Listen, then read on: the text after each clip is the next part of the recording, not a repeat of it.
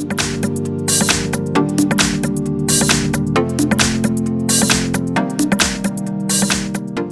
I have Honor 10 Lite, and let me show you how to enter here EMUI mode on the following device.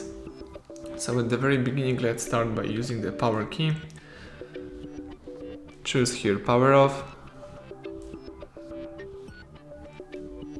and touch power off again just to confirm the operation.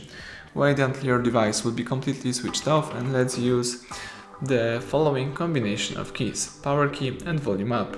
Let's hold down together those two keys, keep holding power key and volume up for a couple of seconds.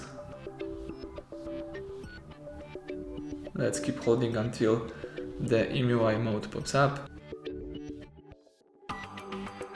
Alright, now you can release both keys.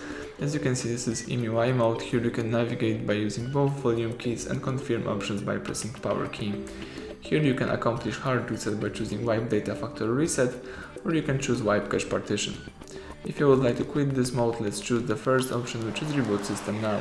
Let me press power key to confirm it, and the device is right now restarting and booting into a normal mode. So let's wait until the operation will be completed successfully.